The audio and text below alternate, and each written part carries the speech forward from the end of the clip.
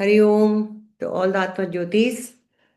So today, let us start contemplating on the third chapter of the Gita, Karma Yoga.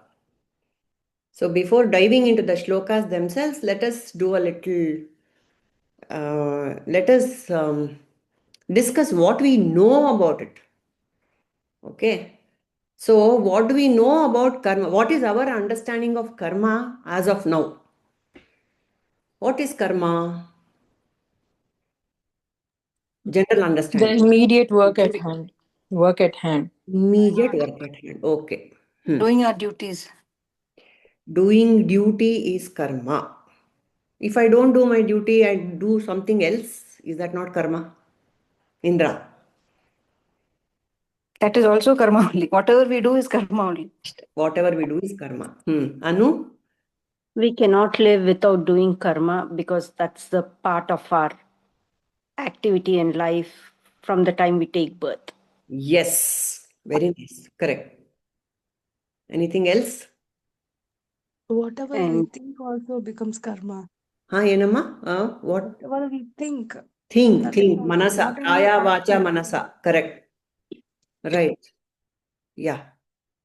Shweta, did you say something? What is karma? Yes, Anu.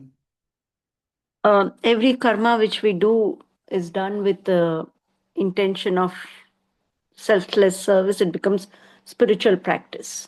Correct. Very correct. Yes. So all these are fine.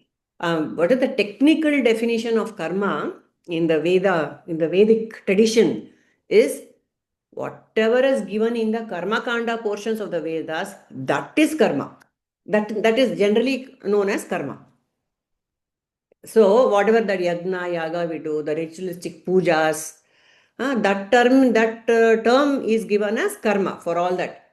What are you doing? I am doing karma means I am doing all the things which is prescribed in the Vedas. Karma kanda len kotidio. It is see what are the kinds of karmas that are given in the Vedas? Vidhi nishedas they are called, no? Nitya karma, naimittika karma.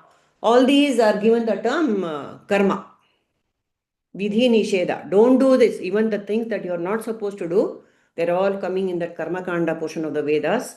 So that general term if you say, if you talk to a Vedic, person with that background, karma means you are doing all this and that is number one.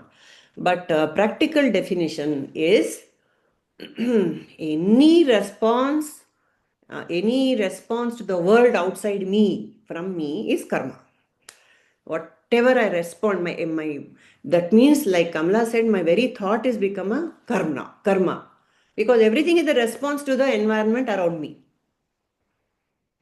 So this karma is, like all of us express, it is deeply embedded. The moment we take breath, karma, the clock starts ticking. And this karma is a double-edged sword. Why double-edged? I can't not do karma. If I do karma, there will be consequences. It is like that. It is like what we say in Kannada, bisi tuppa. You cannot swallow it, nor can you spit it out. It's like that. Karma. Hence, this chapter on karma yoga. Since karma is inevitable, we should know how to make it work for us. So Krishna very compassionately, yes, Neha, you want to share something? Okay. So this Karma Yoga chapter, it is very popular. Why means it is applicable to each and every being on earth. Can be practiced by each and everyone. So because jnana may be not for everyone. But karma is inevitable. So it is applicable for everyone. And in this chapter, we find solutions for our daily life problems, how to achieve success, how to control the mind, how to run a profitable business, how to find peace, how to overcome my negative qualities, how to transform my daily activities into a spiritual practice. So many beautiful gems are hidden in this, not hidden, outrightly told by Bhagavan in this Karma Yoga chapter. Okay. Again, before we dive into it, what determines my response to a situation? Generally, as of now, it's not as if for the same situation all of us respond in the same manner. So, what is that factor within me which makes me respond in a certain manner? Why do I respond? For example, I see an accident on the road. How do I respond to it? Not all of us will jump to rescue, take that person, stop the car, take that person to the hospital and all that, isn't it? So, what is it that makes all of us respond differently to different situations? This is important to know before we understand Karma Yoga. What is it? What is it? We have all discussed it earlier. Yeah, Yes. it's a gunas. Guna, which is dominating, or the prakriti, the nature of us. What is the correct word for that? Prakriti. Prakriti is nature, but specifically in terms Our vasanas and samskaras. Vasana, Samskara, Prakriti, correct. Anu said something. I did not share anything. It Okay. was Anupama. So, Prakriti, Vasana, Samskara, everything is correct. The specific word we are looking for is Swabhava, isn't it? Swabhava. What is my Swabhava? What is inherently very natural and spontaneous to me? That is called Swabhava. Okay. Prakriti is a broader term which covers Sattva, Rajas, Tamas. They're all correct only, but the specific term is what is my Swabhava? Am I the type who will rush to someone's rescue? Or am I the type who will play safe? Though I feel sorry for that person who has been knocked down, but I have other pressing important things and I go about my business. So it all depends on Swabhava. Okay, so that is Swabhava is a very, very important game changer in this Karma Yoga business. Swabhava is very important. And this Swabhava we don't acquire overnight. It is built over several lifetimes. Inherent nature, personality, our personality is built over several lifetimes. And then the second one is the three important factors have been given about what determines my karma or action response. So one is Swabhava, the second one is my value systems, Viveka. They can be at loggerheads, isn't it? My Swabhava can be something utterly slothful and all that, but my value system, if somebody is suffering, I have to overcome the Swabhava and I have to go ahead and do something what is right. That is also there. See, it is not just Swabhava alone. It is also my value system which determines how I respond. My Swabhava might me to get very angry and slap someone on the face. But then Viveka will kick in and say, no, this should not be done. So all these things, they go together. And for Swabhava and value system, Viveka, along with that, another very important factor is necessary, which is called in Sanskrit Balam. Balam is the inner strength or conviction, which will help me adhere, which will help me integrate Swabhava and Viveka. Balam. So these three things, Swabhava, Viveka, Balam. These are the things. Why should we know it? Because we should be conscious of all this so that we go on course correcting as we go along. So I have to develop those muscles. The balam has to become strong and strong. For example, if you take an example, it will be much easier. Vidura in the Mahabharata. His Swabhava, he was of course Dharma, he was the son of Yamadharmaraya himself and completely aligned towards Dharma. It was his Swabhava. In fact, he was the only one who protested when all the atrocities were happening in Duryodhana's court, Hastinapura's court. He was the only one. So his swabhava, his viveka, and his balam, they were all in alignment. He had no conflict at all. When there is no conflict with my thought and action, that means all these things are aligned. Vibhishana, he also had that, his value system was in place, and he had the balam also, the inner strength to take on the mighty brother to cross over to this side. So these kind of things, they our spine is determined by these things. So we can do a self check. How are these three metrics? How are they playing in my life? Have I acted against my conscience at any point of time? All these we have to ask ourselves.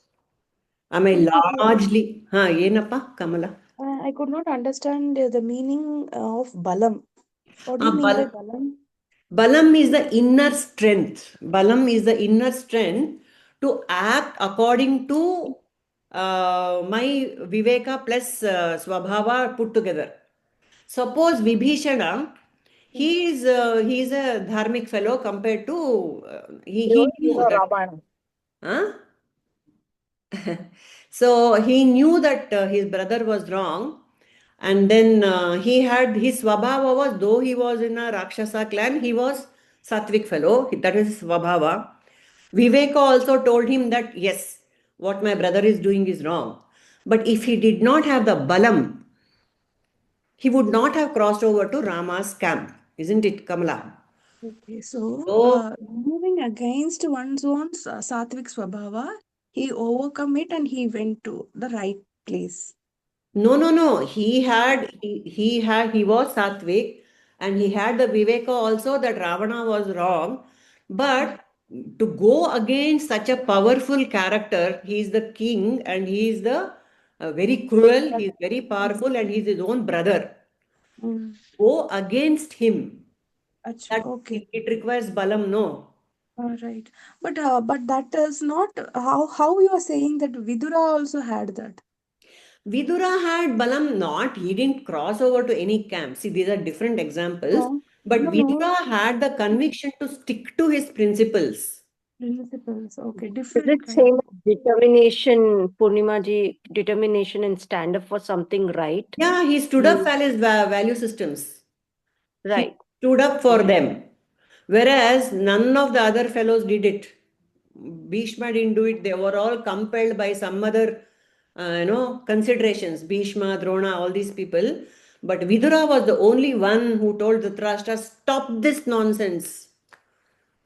And he walked out when the war started. He didn't even hang around to see what is happening. He just went, Vidura, because he knew it was utterly wrong. And actually, it is after all the war is over and everything, Dhritarashtra and Gandhari lose their 100 sons.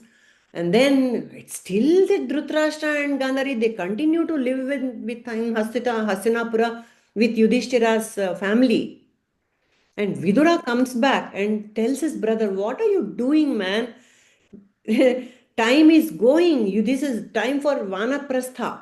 You have to leave. Sannyasa, in fact, Vanaprastha, that ship has sailed. You should have taken Vanaprastha long ago. And you're still sitting here and you are eating Bhima Apavarjitam Pindam. Vidura tells Dhritarashtra, you're eating the Pinda offered by Bhima, because Bhima really hated that fellow, Dhritarashtra. The others were thoda, it's okay, because he's, my chacha or whatever. They were looking after him, but this Bhima was openly, he absolutely hated the Dhritarashtra, and he would just plonk the food on in front of him, tin like that. And so the Dhritarashtra still sitting there and eating that. So Vidura comes and he tells him, what are you doing? Just get out of here. Enough. Haven't you seen enough of life? Go and take sannyasa. And then Only later the Dhritarashtra, Gandhari and Kunti, all of them, they leave. So like that, Vidura always in alignment with his Swabhava, Viveka, and he had the Balam to follow it. It is said that after Vidura came and instigated and really, and in very harsh words, he scolds his brother Dhritarashtra. That section is in the Bhagavatam, apparently. And so after that, Dhritarashtra, he was waiting for some key to open his. Then he goes for sannyasa and he just completely gives up everything, and he fasts and he attains even liberation. So that balam of Vidura was enough to light the inner spark in Dhritarashtra. Like that, when we are always aligned to our value systems, our words also will be very powerful. Our influence will be also very powerful. You cannot say some one thing and do some other thing. My own conscience will prick. So my words will not have any strength at all, isn't it? Same thing happens when we tell our kids to do something and we are doing something else. They'll say, you are not following, why should I? So all these are the little things in our life. Walking the talk, that's what it is. What I believe in, I should demonstrate to my children. Then they will see. Even in the Gita, Bhagavan tells, no, whatever the elders do, the others will follow. For doing that, we need all these three. Alignment of these three. Swabhava, Viveka and Balam. Okay. So this chapter, yes. So Balam, are you connecting Balam to inner strength or willpower or something? Yes, same. How are inner strength and willpower are different?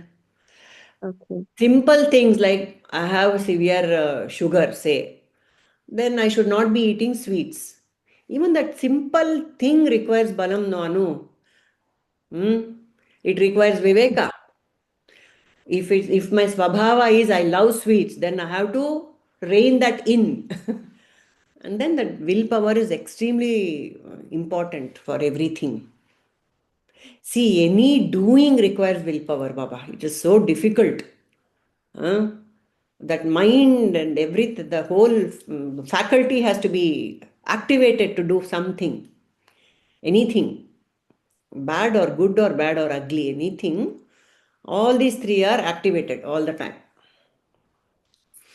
Okay.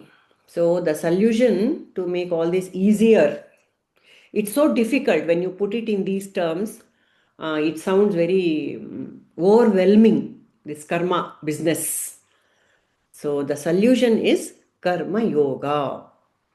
Convert it into yoga. So this entire karma yoga chapter is about, okay, one more thing. What are the limitations of karma? We all do karma morning, noon and night. We are going on doing karma, we are doing. But we have to also keep in mind what are the limitations of karma.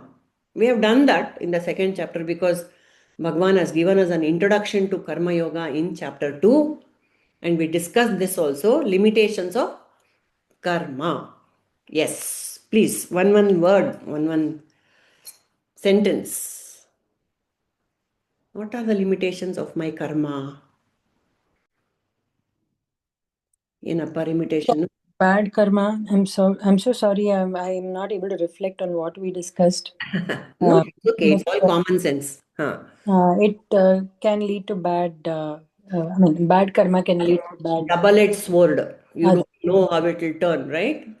Yes. With all my faculties, I might take some decision and do something, but I don't know how it will swing. Correct?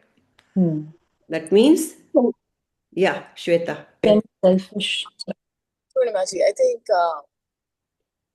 any kind of karma is not good, right? Either plus or minus, you want to be in that zero. Is how I think of karma, right? When you come to that understanding, you are into karma yoga. Good. Right. Thank you. Correct. I don't want plus or minus. I want to be zero. Very nice.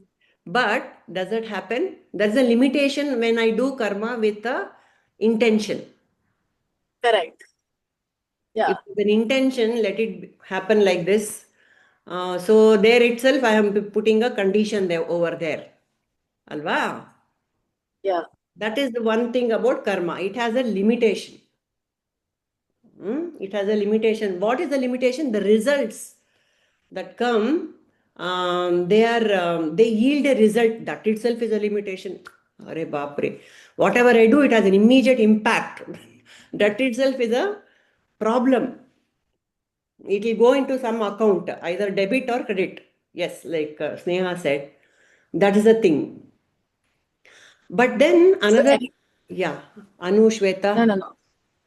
No, sorry, I just finished up. I'll just go on mute. Anu, ಏನಪ್ಪ? You wanted to say something. Yes, because we cannot erase our past karma. We have to still suffer it, but we can control our future karma based on our actions. Yes. So it will haunt us. It's going to haunt us forever. Whatever little thing we do, either intentionally or unintentionally, it will haunt us. I think one of these previous classes, I shared a story of Vidura, how he was born. Does anyone remember the story?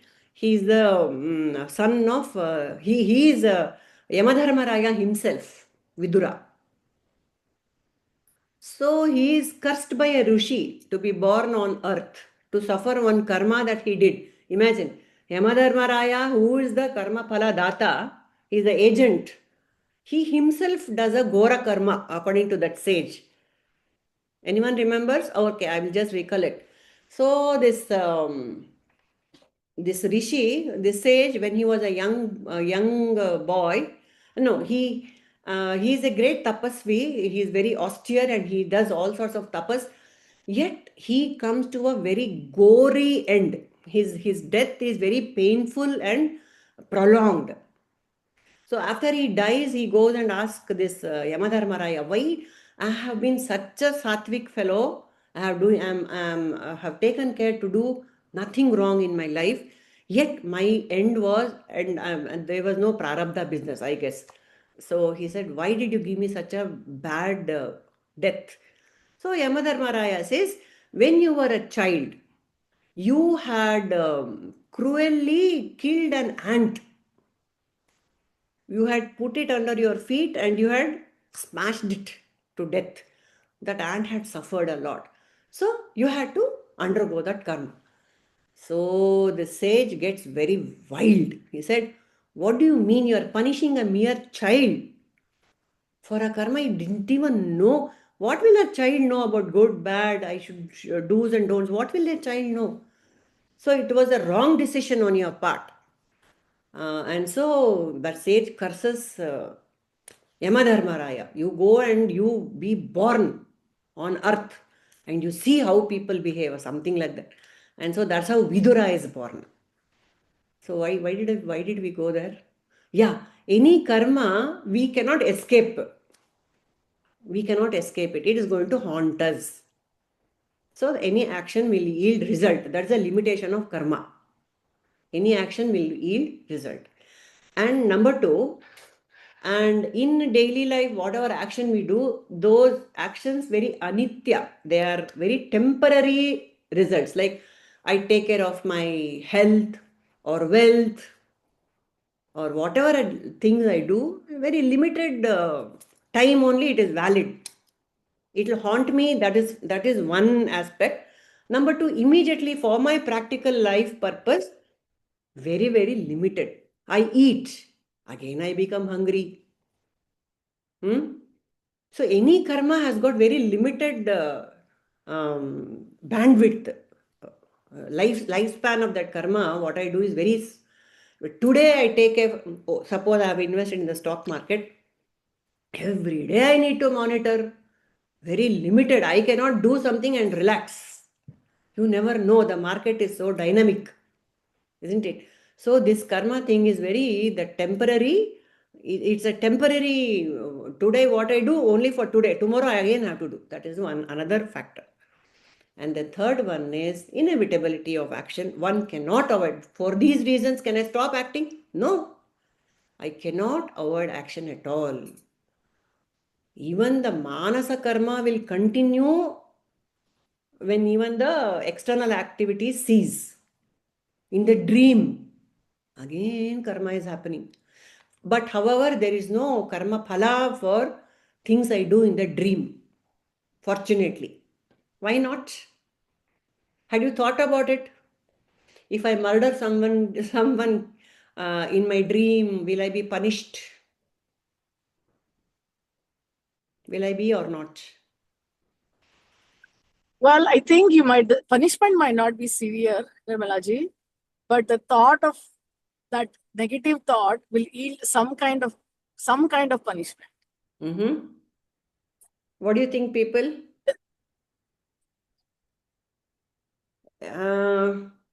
Yeah, Jayashree. Sometimes dreams become punishment, Purnimaji. Haunted dreams and all. Nightmare. Dream becomes a nightmare. That itself is a punishment. Punishment, yeah. Yeah. Anu, what did you want to say? Dream, A we dream. don't have that ego to own. I did it. Say that again. I don't know if everyone has heard that. Worship is not there in dream. Doership. Yeah, the consciousness is different than what we are doing, and the karmic consequences There is is not no there. volition. You Yes. know, in the dream, it just flows. It uncontrollably you're dreaming. Even though you want to stop falling from the cliff, you cannot stop. You know, it's something like that, isn't it? The dream is something which just rolls on like a movie screen. It goes, you are just watching, you know, it goes. You have no control over the dream. So hence, like Anupama said, there is no ego involved in the dream. It is just unfolding. And like Kamla said, it can turn into a nightmare. I sweat, I feel like suffocating. All that happens, and it is said in the Brihadaranyaka Upanishad that in the dream, these little prarabdhas are gone, washed away. What you have what you suffer in your dream, you don't have to suffer in your waking state, which is a happy thing. So please welcome your nightmares. Some karma is getting washed away. Okay, why did we again think of this dream situation? I forgot. Okay. All right, so we'll go into this karma yoga, dive into it. So what is karma and what is karma yoga? One differentiator. Yes, this is important. What makes karma yoga? Ashtil kombitre, this chapter is over. When we offer our karma to the Supreme. Correct. How do we offer? What is the mental Yeah, Shweta. Yajna. Everything we do in the name of Krishna or God, right? No doership should exist no matter what you do. So That is the dropping doership. I am the doer. That doership when I drop, that karma becomes karma yoga. Naham karta, harireva karta. That is karma yoga. So, this Ishwar Chandra Vidyasagar, he used to be Ramakrishna Paramahamsa's contemporary and Vivekananda's contemporary. So, he was very skeptical of this karma yoga business. He said, what if a person goes on doing wrong things and saying, God is it, I'll offer it to God, I'll offer it. Will it work? Can you dump everything at God's feet, do whatever you want in life and then dump it at God's feet? He asks Vivekananda. What is your answer, people? What did Vivekananda say? What would he have said? Can I do whatever comes to my mind and say, okay, God, this is for you? Will God, say, okay, he has done this robbery in my name, or he has committed this crime in my name. Will he protect me?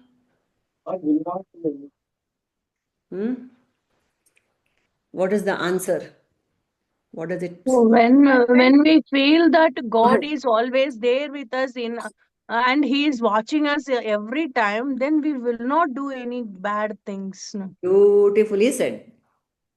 Shweta, did you also want to say the same thing? Oh, well, my children were trying to answer. Sorry, I'm in a car. And they said no. So, No, correct. no, yeah. Oh, sweet. So she said it. Huh. That kind of a thought is superficial, no, Purnimaji. There is no union between what we think and what we do. Exactly. Very nice. Very correct. It is Hmm. not aligned. Yeah. Sometimes it is consciousness with Mhm. which we do actions. Intention. With the intention. Yeah, intentions. Yes. So all our actions are not without consciousness. Hmm. No. We know what is to be done and what is not to be done. Correct. So, perfect. So our actions are always related to consciousness. So I if feel. our actions are always aligned with dharma, then we will not do bad things. Correct. So, like Kamala and Purnima shared, when we are constantly offering with great, not superficially, like Kamala said, when we are aligned with that thought that everything I am doing only Hari Reva Karta, when I am doing with that intention, definitely Hari will take care that I do not do anything which is not to be done. Simple. Purnimaji, Ah, so can we bring in the example of what happened with Valmiki, right? Wasn't he like a big highway robber? he was. And then so he was doing all that, and suddenly he stumbles so one sage comes, and he Narada. would have done so much that he can't even say the word Rama, right? Mara is what they teach him. Howd. And the minute he says Rama, that I'm just trying to bring an example, right? You Yes, said yeah, can we right. do all bad things in the name of God? So Mm. maybe that's how it starts off, right? But even him just saying Mara, not even the right name of God, but just getting his consciousness aligned with the name of the Lord, Correct. got him out of it and made him a super duper sage, right? Yes. That's because he did it So with because he felt it and he did it with his, whole, he really meant it. He wanted to reform. yes, He wanted to reform. right. He was not doing, not lip service. He wanted, Right, correct. yes. So I think it goes back to the example was more in line with I'm not sure. Sorry, I was driving. Whoever said union of your Correct. consciousness with the act you're doing, Correct. right? Correct. So I think to answer your question, Valmiki is an example. Yes. How he was reformed. How do? So I just thought about that, so wanted to share. Very nice. Very nice. Actually, very apt. Thank you. So that Valmiki is, of course, a huge good punya was there for him. And in this lifetime, he got the grace. Narada appeared and he just put him right. So all these things are there.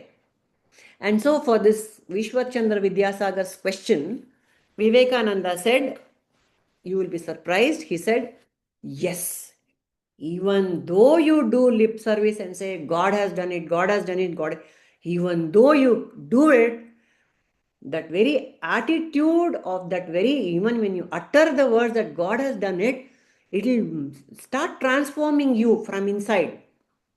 And that person is surely going to reform.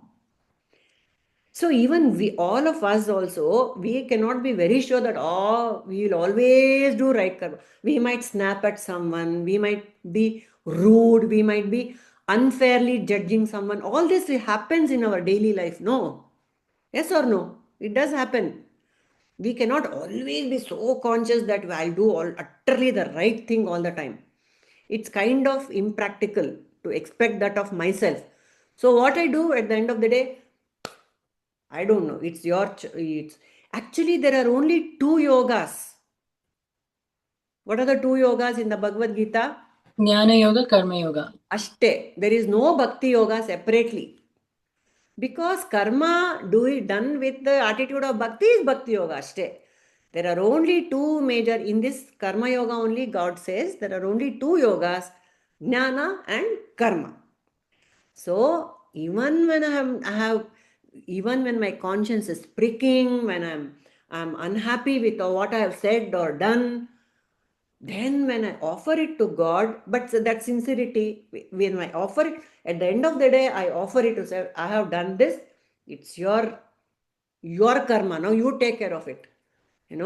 That is how when we listen to the stories of Mahatmas, they have done that and they have become Mahatmas.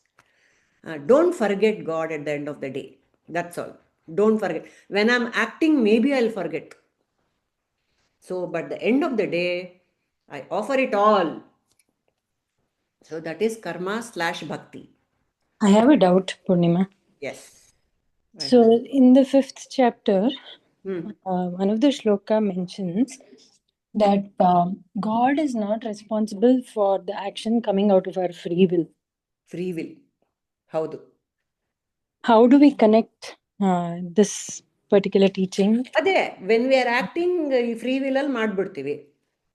But Like course correction. We do some course correction at the end of the day or whenever I feel remorse. Then we surrender. the Huh? teaching that, what you talked about now, some time ago, was that God is responsible for our actions, alva. The good and bad karma. Responsible, alva? What to say? Everything is being, I don't know what the word. When you are utterly surrendered, then he is responsible. But if the doership is not there, then he is responsible.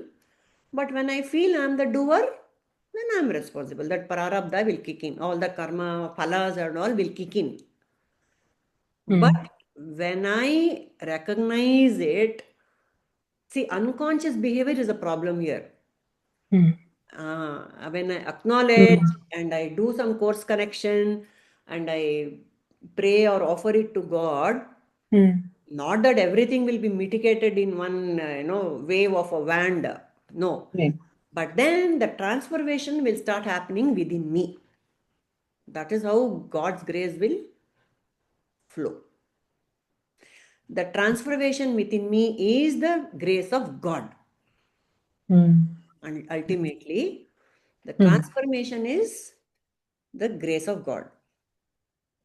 So, it is said that this God acts, what we are doing now, this Shravana, Manana, Nididhyasana, all this is all grace of God only. Slow transformation is happening for us, isn't it? All of us, I think we are on the same page. Not overnight transformation like this. Valmiki.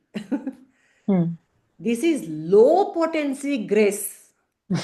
We should be very happy. How though? We should be very, very grateful that we are not sinners like on the likes of Hiranyakashipu and all these people. We are decent Sattvic people, and we want to progress. We want to transform ourselves for a better. So this is very, very beautiful and recommended by the Shastras. We shall go in this path. Otherwise, God's grace will come upon everyone. The worst sinner, God's grace will come. But that will be like a surgery. What happened to Hiranyakashipu was actually a surgery only. His intestines were taken apart. So we are on the right path. We will err, we will fall, we will stumble, and then we'll again say, God, please forgive me. This is perfectly all right. That's what Ramana Maharshi says. You just go on, you're all on the right path. He used to tell his devotees. You just go on doing Shravana, Manana, and course correcting as you go along. Grace will come slowly but surely, which is good, and we can tolerate it. Otherwise, like Bali Maharaja, he was a good man, Bali Maharaja. But that Vamana came and put his head on his wife. It was surgery. So Vamana, Considering that he was such a Mahadan, everything was there, but one crucial thing was ನಾನು ಮಾಡಿದ್ದು. doership. So God says people who are very good, like Bali Maharaja, who is an exemplary Raja, and he was doing, and he was a Bhakta also. Very happily he offered his head to Lord Vishnu, isn't it? He was a Bhakta also. The Lord said, he was a ripe fellow, and it is time to take him for myself, time to liberate him. So this ego is not letting him, progress further. So I release him. So that is the way Vishnu, God will decide who requires a surgery and who requires this low potency homeopathy. Yeah. So all of us are, right. We are all low potency grace. We will progress. Yes, hope to progress by doing the due diligence. Otherwise, surgery. Yes, there is no doubt. Hmm. Don't even doubt. Hmm. We are all we are all on the right path. Hmm. And very fact that bahunam janmanam ante jnaninam mam prapadyate. Okay. After many lifetimes only the name Krishna will come to my lips. Matte, it is not a joke, isn't it?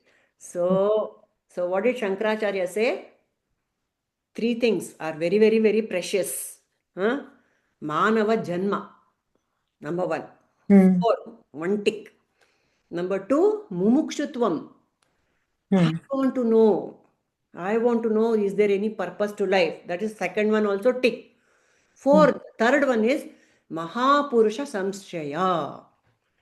The proximity or the teaching from a guru. Also we have three things, all three tick.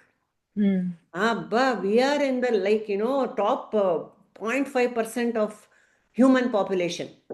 So don't even doubt for a single minute, second, that am I doing okay? We are. No doubt. Don't even doubt. We are in a very rarefied, we are a rare species. Absolutely. Thank you. Okay. So this karma, what we are doing now, we are all in a win-win situation. Win-win situation. Absolutely. So this karma yoga, it will yield the best results for external prosperity as well as inner peace and joy. Karma yoga. Even though it is a little, it will follow in the wake of our karma, or offering to the God, or contemplating on what did I did right or wrong, all that. Even though it comes a little late, one step behind karma, even then it is a great blessing. And then this karma yoga, what happens? One great huge thing is like the bottom line is, my ego is effaced. The poisonous fangs of the ego, the sting will be taken out. When I offer everything at the feet of God, that sting is taken out of my action. So the jnanis are always in that mode. So much they do, no? Jnanis, if you see, they're always acting. ಏನಾದರೂ ಮಾಡ್ತಾನೆ ಇರ್ತಾರೆ whole life. Yet, they are not affected by that karma. Results might be good, they might failure, success, whatever it may be, but they keep acting. Why? Because that sting is not there. That ego problem is not there. That's why. They never have any, that selflessness is so utter. They become selfless totally, always arpana for, lokarpana. Their whole body mind complex is for loka kalyana. Our Prabhuji is like that. Always open, doors are open, always laughing, smiling, and his mind is buzzing with, what else can I do? He's always in that mode, but nothing is touching his inner stillness. That is karma yoga. So beautiful. This Ramana Maharshi's life is also very beautiful. If you have a chance, please read it. So, he was very frail man, always. He never took any medicine for any of his bodily problems. Why anta kelidre, he would say, see, to take medicine, I have to admit that I have a body. I have to admit I have to exercise the mind. which I don't recognize. To that extent, he had gone, he had, "Ee deha mana buddhi naan alla." When that attitude was there, he couldn't even bring himself to do something for the body. So he was a very frail man, and lots of people used to wait for it. Haglu Ratri, morning, evening, night, his room was flooded with bhaktas, always. And his close disciples, they were feeling very bad for this. My master is suffering. He is so weak. He doesn't have the strength to give darshana. And so they made a barrack, and they used to come and fall at his feet. Papa, the body is already frail, and to take this pressure of people falling at his feet and all they couldn't bear it, the disciples, the close ones. So they made a barricade. People have to stand on that. Ramana Maharshi will walk on this path, and they have to stand there and do that. So Ramana came to know. Next day he came out for darshan. He saw this barricade. You know what he did? He went on the other side and said, "Okay, I will go with my people." So that Gnani, not even a single moment he will think of his own comfort. I am there. Why am I here? Only for them. I have no personal agenda in life. I am here for the people. So that was the basic funda of Ramana Maharshi. And I believe if you have gone to Tiruvannamalai, you must have seen the room in which Ramana Maharshi's room where he is lying on his couch. Have you seen it, anyone? Very, very, very, very small place, Papa. Very small. Like how we have, lobby when we enter our houses. If you have a small lobby where we keep our chappals, like that. Very small, room. In that, on his couch, Ramana would sleep. And below him, all the disciples would sleep. His close disciples. That was how he had absolutely no privacy at all. And to go to the toilet, he had to shine a torch because he should not step on anyone who's sleeping on the floor.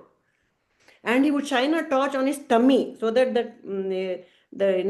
it will not disturb people that light should not disturb. So that kind of compassion for his devotees. That is a Gnani. Karma yoga. Actually, they know karma. That is naishkarmya. In fact, it will come later it is naishkarmya. Naishkarmya means that man is not doing anything at all. It is neither karma nor yoga. It is naishkarmya. It is just spontaneous happening, like a river flowing or a wind blowing. No, absolutely no doership.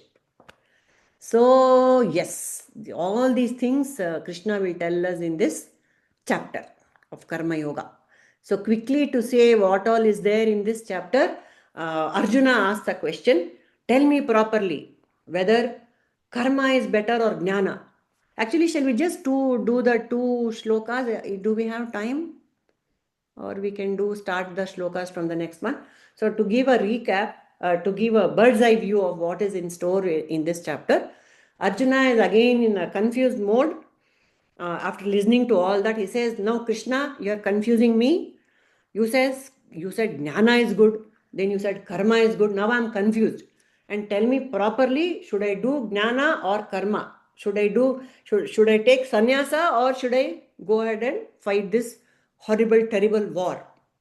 So that is the confusion that Arjuna has. And so Krishna gives him a clarification, tells exactly what is karma, what is jnana, and how they have to be integrated.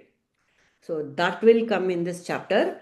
And then Krishna talks a lot about yagna, selfless service and sacrifice. Yagna, a lot of yagna is there. And then importance of how a lot about Mahatmas, how they, like how we just discussed, how Mahatmas behave. We have to emulate them. That is, I mean, they are the poster boys, and that's how one has to act. That is what Krishna says. And then Krishna also talks about sattva guna, sattva rajas tamas, that how the gunas are influencing our actions and how to overcome. And how to, this is the final and most important teaching, how to make the mind calm and make it turn more towards spirituality, how to overcome one's inner struggle. All these things are there in the 43 verses of Karma Yoga. So we will dive into it from the next class. Okay. Anything, people, you want to add to this? You're most welcome.